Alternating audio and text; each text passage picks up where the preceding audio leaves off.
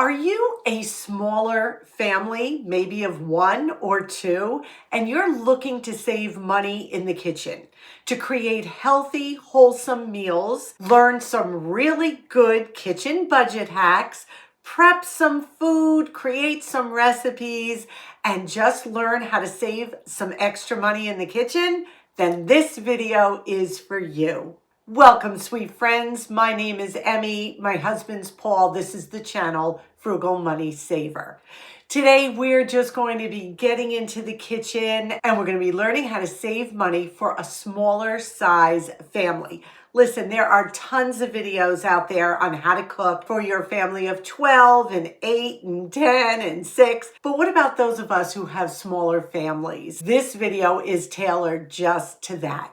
So let's get right to it. First tip we want to give you: never decide on a recipe and then shop.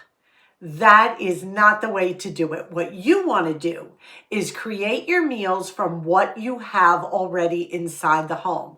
You don't want to go through a cookbook and find a recipe and then have to go out and buy 5 ingredients for it. You want to use what you presently have and what you've already spent your money on. You're going to want to rely on flexible recipes. These types of recipes help you use what you already have. They would be stir fries, they would be omelets, casseroles, and soups. We're going to show you a recipe right now, super easy, using what we have, using up bits and pieces of food in our freezer and refrigerator. Utilizing this concept, we're going to put together a super easy quiche. Let's turn the camera around, get into the kitchen. As most of you know who follow along, I am pie crust challenged. I usually buy pie crusts already made. And this is from the holidays because we're using up what we have to cook for 2. This thing got decimated in my freezer. No problem. We're going to use it anyway.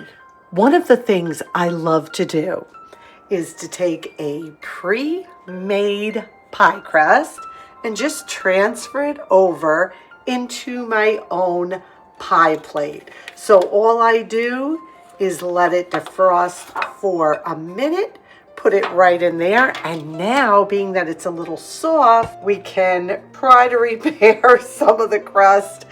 If not, it's all good. There we go. I always like to present it in a glass plate than the aluminum. Just looks nicer. In the freezer, I have about a half a bag of broccoli florets, and I also have some spinach. This is frozen. I'm going to just cut the broccoli into smaller pieces, and I'm going to run the spinach under warm water, drain that water out. And we're going to use this in our quiche.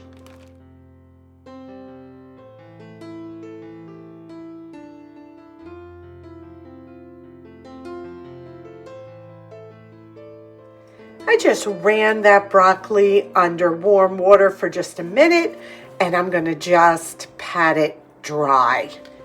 I also ran the spinach under warm water, and I squeezed all the water out of it. This is making a wonderful base for our quiche. I think sometimes when you're cooking for 2, people could think a quiche is too much.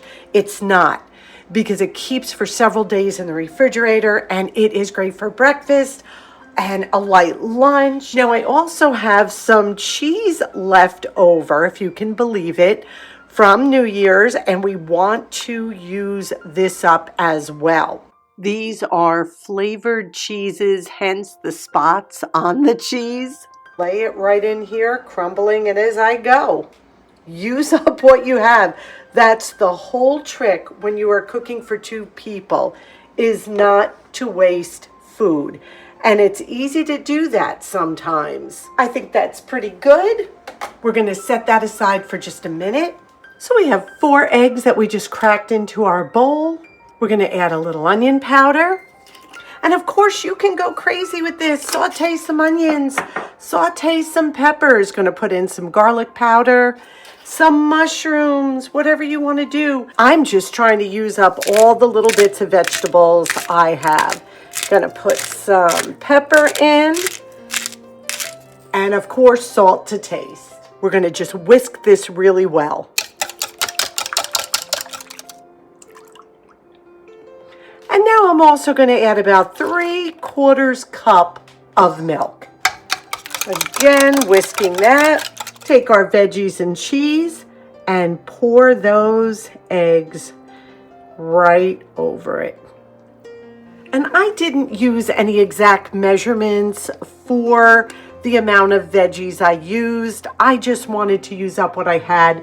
Put this into a 375-degree oven for about 40 minutes until the center is completely cooked. How easy was that? Now, what we want to remember is not to waste that oven heat. You've got a quiche going into the oven. Prep some other foods that can go into the oven so that you will have food prepped. Having food prepped is essential for feeding a smaller family.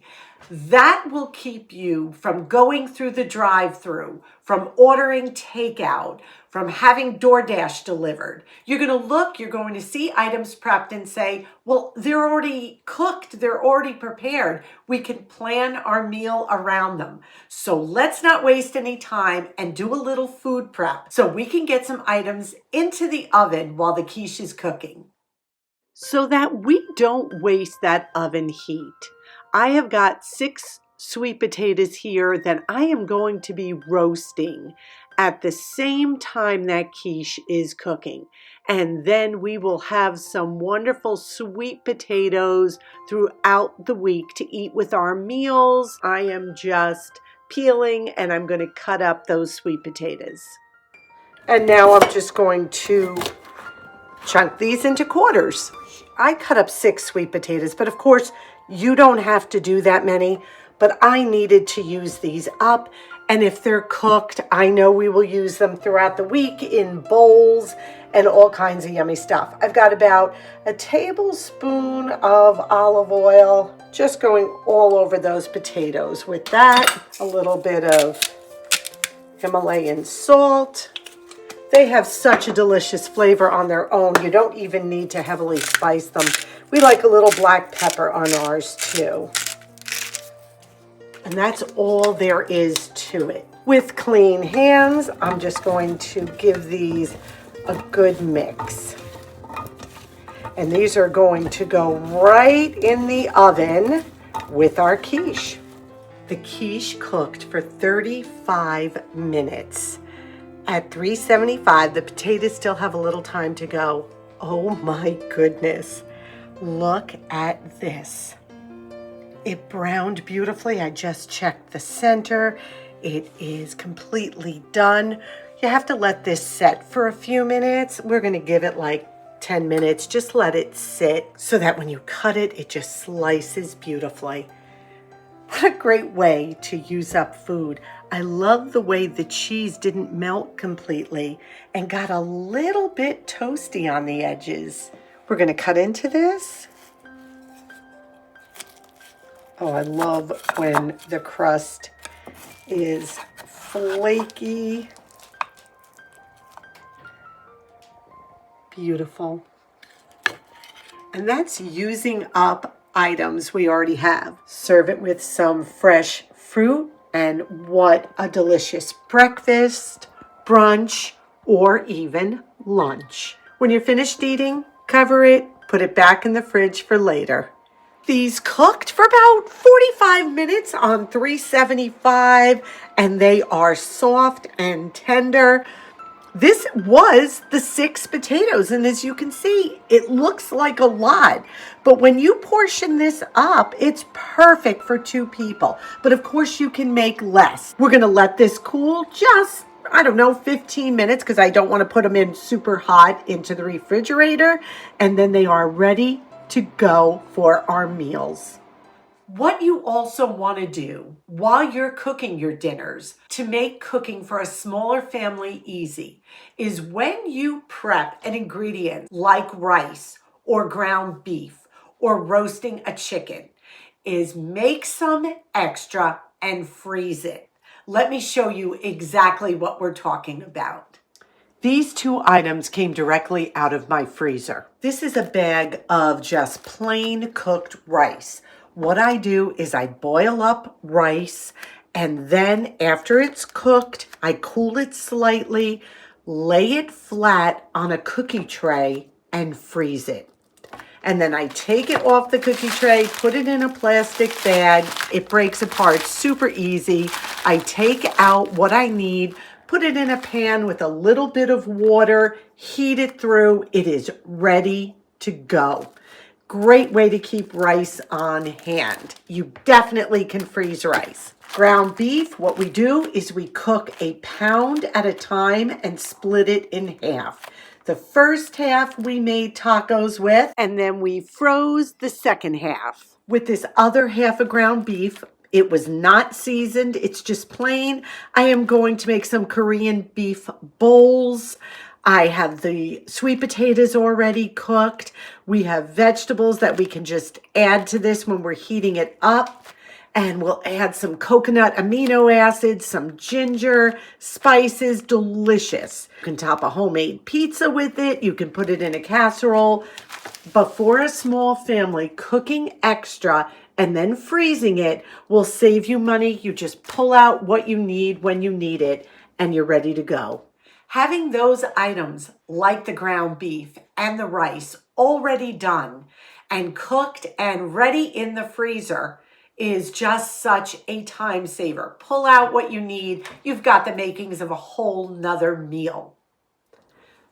One great money saving tip I want to give you is, please, even though you're a small family, look for deep discounted pieces of meat. This is a Cook's spiral ham. It was $4.39 a pound. It was $36.92.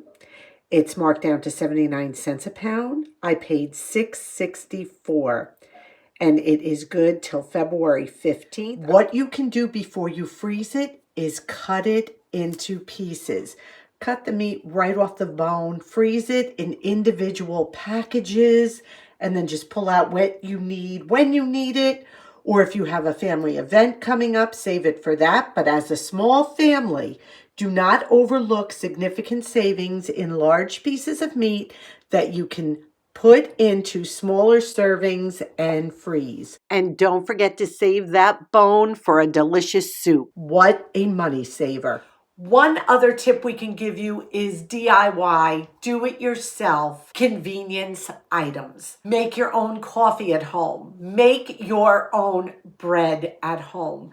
I can't even begin to tell you the benefits of creating a simple loaf of bread at home. You know that we make sourdough bread, but I have got a recipe on here for Amish white bread that is so easy. I'll link the recipe down below. Start trying to make your own convenience foods, things that you pay top dollar for in the supermarket or at a specialty store, and you can just make it at home cheaper and better for you. We bake a loaf of bread a week. And then Paul and I have a loaf of bread for 2 people to eat over a week and a day, something like that.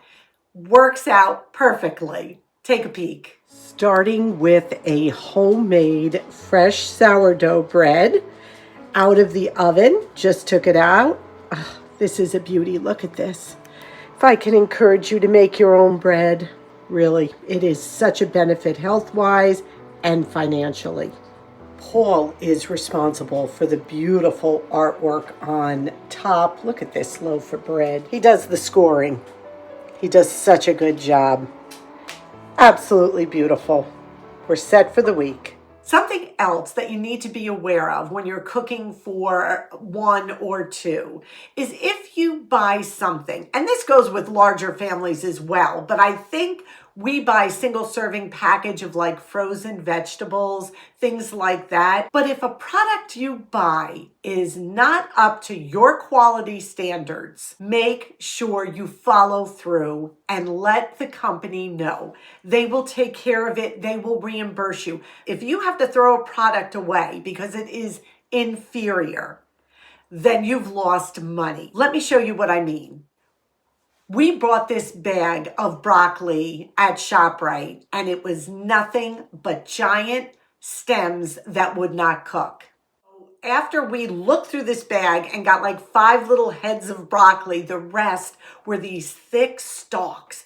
And no matter how long we cooked them, they wouldn't get tender. They were woody, just a bad bag. I called the 800 number off the back of the bag. They gave us a $5 credit, no questions asked. $5 credit right on my card. Don't just take something like that and throw it away and chalk it up as a loss. Get your money back. Make sure you follow through with something like that. Another way you're going to save money cooking for a small family is to cook efficiently. If you're boiling water, conserve heat. Put a lid on that pot. If you're simmering something, make sure you keep it on low and don't boil it all the way through.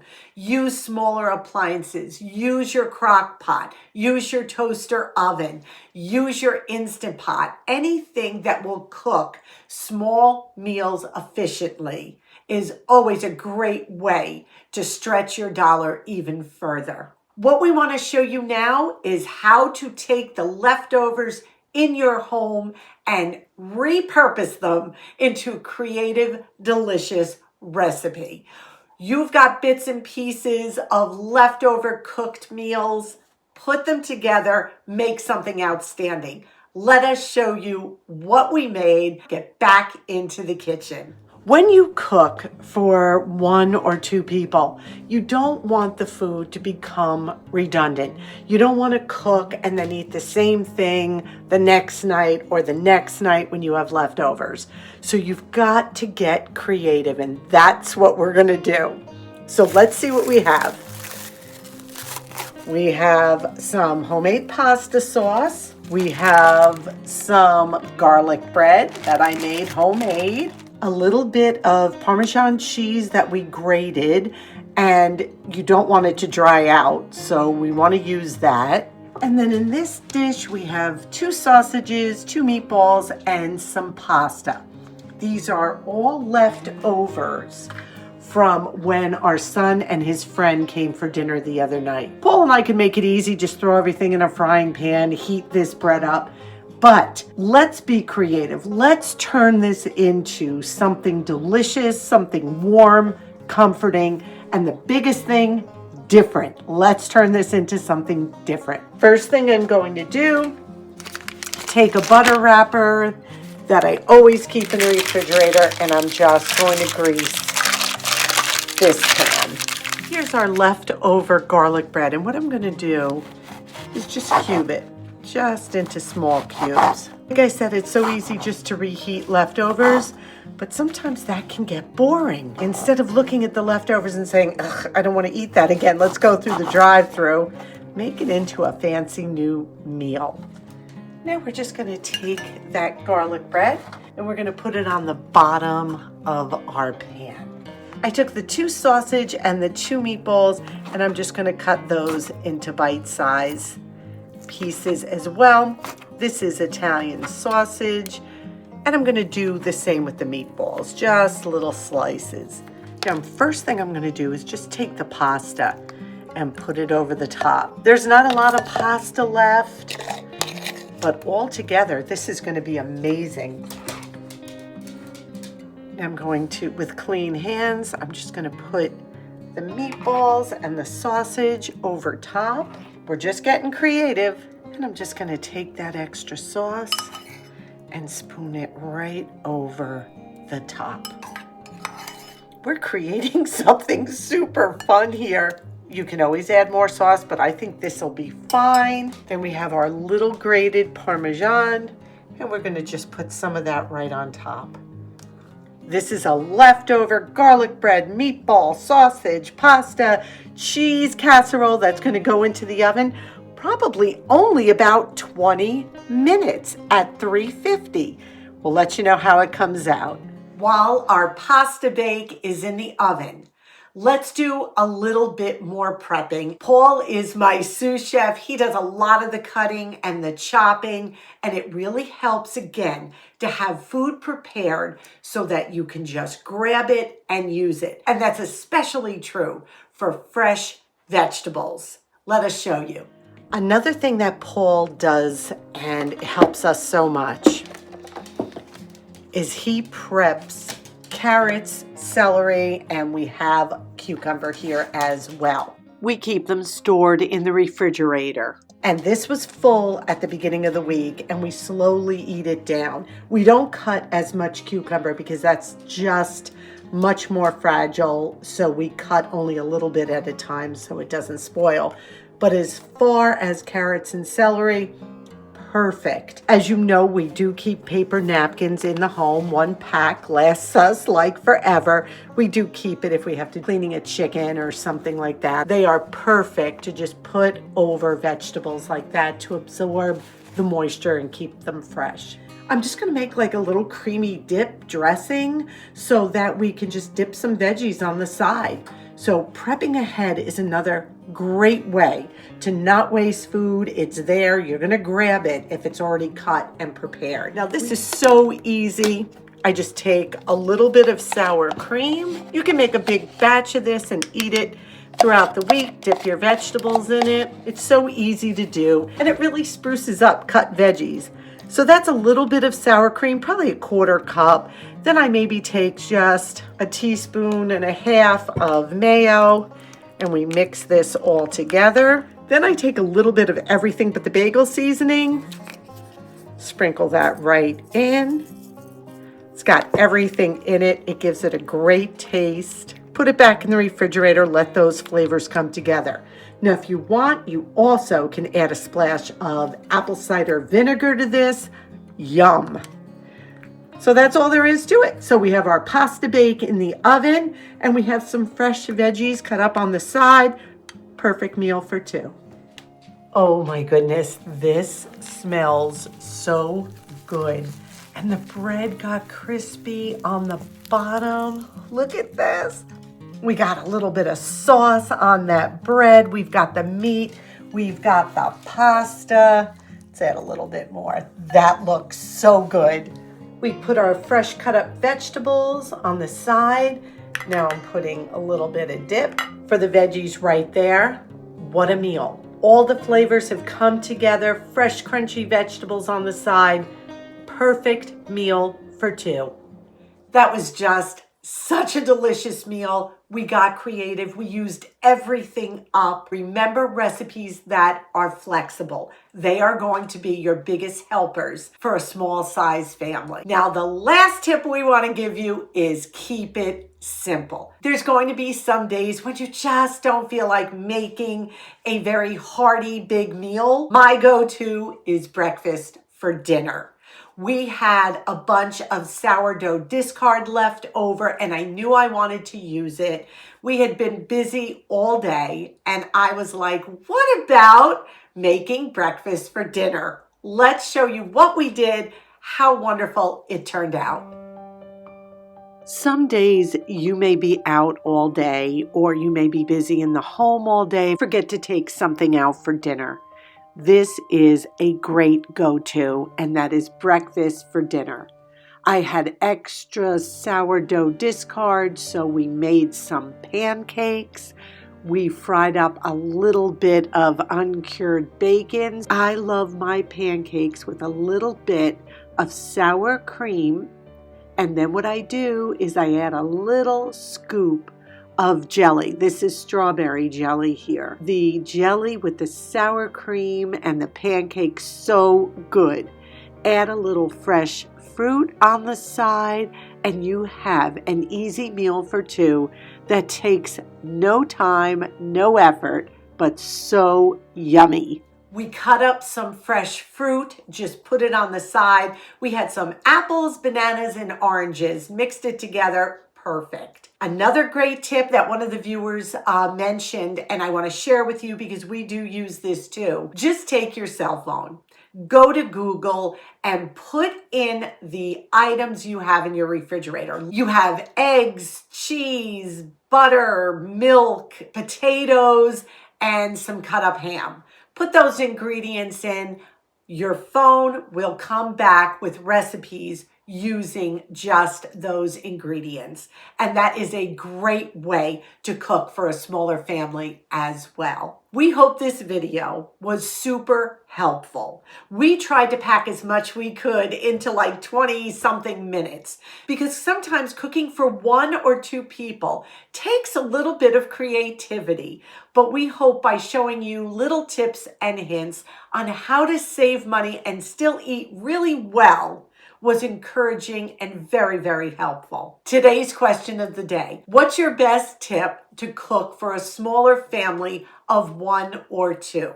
Please share those down in the comments section below, because I know it not only encourages Paul and I, but our viewers as well, and we thank you so much for that. Thank you again for being here. Please give this video a big thumbs up. It really helps us here on YouTube. We ask you to be well. We ask you to be safe. And above all, we wish you blessings. Until our next video, may God greatly bless you.